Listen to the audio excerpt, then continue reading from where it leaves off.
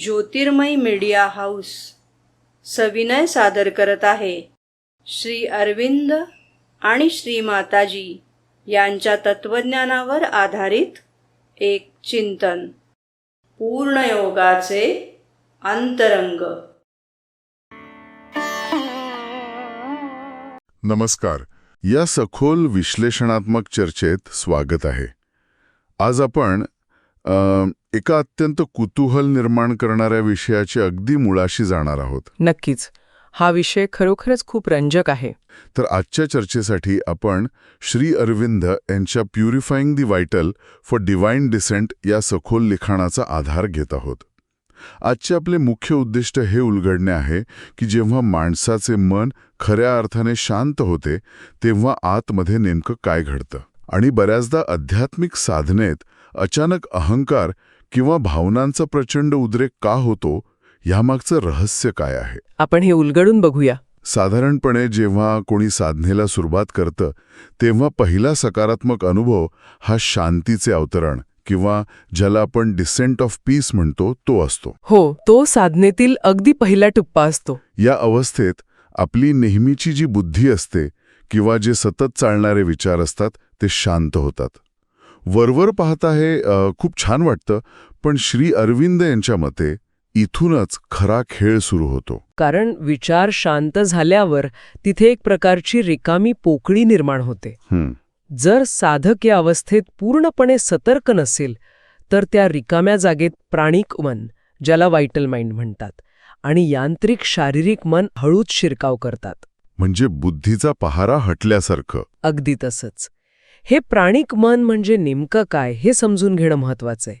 हे आपल्या इच्छा, महत्वाकांक्षा, वासना आणि अगदी भीती किंवा रागाचे मुख्य केंद्र असते. आणि मग ते पृष्ठभागावर येतं. हो, बुद्धीचा आणि विचारांचा पहारा हटल्याबरोबर अवचेतन मनातील या सर्व दाबलेल्या गोष्टी कशाही रीतीने वर येऊ लागतात आणि आपल्या नकळत आपल्याला नियंत्रित करू लागतात. हे आजकालच्या रोजच्या ध्यानाच्या पद्धतींसारखंच वाटतंय मला.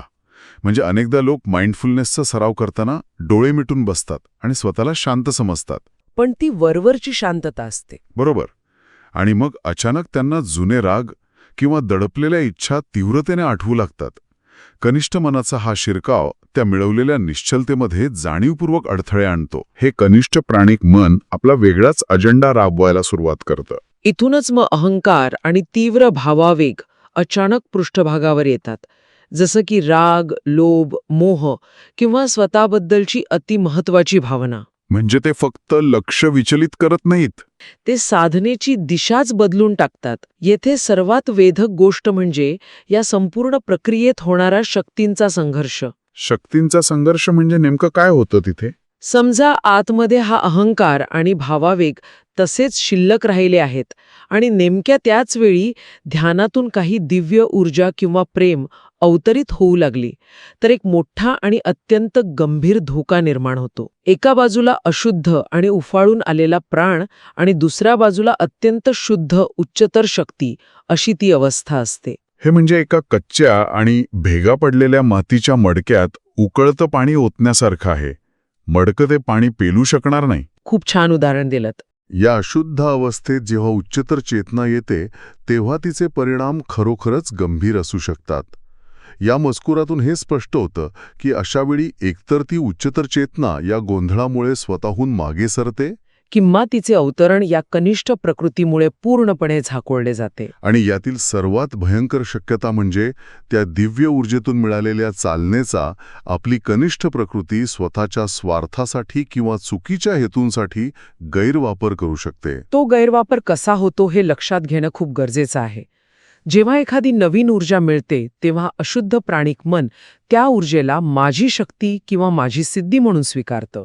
स्वतःचा अहंकार सुखावण्यासाठी. अगदी. यातून मूळ आध्यात्मिक ध्येय बाजूला राहतं आणि वैयक्तिक महत्वाकांक्षा वाढीस लागते. म्हणूनच केवळ मोठे अनुभव मिळवणे पुरेसे नाही. म्हणूनच आपण अनेकदा पाहतो की काही साधकांना मोठमोठे अनुभव येतात, पण तरीही ते अचानक एका पुष्ट झालेल्या अहंकाराच्या किंवा महत्वाकांक्षेच्या जाळ्यात अडकतात किंवा अगदी अतिरेकी कामवासनेच्या जाळ्यातही. हो, आध्यात्मिक अनुभव येऊनही माणसं भरकटतात. कारण त्यांना मिळालेल्या ऊर्जेला त्यांच्याच अशुद्ध प्राणाने हायजॅक केलेलं असतं. मग यावर ठोस उपाय काय आहे? यावर एकमेव उपाय म्हणजे अनुभव मिळवण्याच्या मागे धावण्यापेक्षा आधी स्वतःच्या प्राणाचे संपूर्ण शुद्धीकरण करणे अत्यंत आवश्यक आहे. आधी मुळापासून स्वच्छता करायची. हो, स्वतःला उच्च अनुभवांसाठी उघड करण्यापूर्वी आपल्या भावना, इच्छा आणि अहंकाराची मुळापासून स्वच्छता करणं अनिवार्य ठरते. थोडक्यात सांगायचे तर या संपूर्ण चर्चेचा निष्कर्ष असा निघतो की केवळ डोळे मिटून विचारांची शांतता मिळवणे पुरेसे नाही. नाही, ते फक्त एक पहिलं पाऊल आहे. उच्चतर शक्ती खऱ्या अर्थाने पेलण्यासाठी आपल्या आंतरिक आणि प्राणिक भावनांची खोलवर शुद्धीकरण अनिवार्य आहे. जोपर्यंत प्राणिक पातळीवर पारदर्शकता आणि शुद्धता येत नाही, तोपर्यंत ती दिव्य शक्ती तिथे स्थिर होऊ शकत नाही. अगदी बरोबर.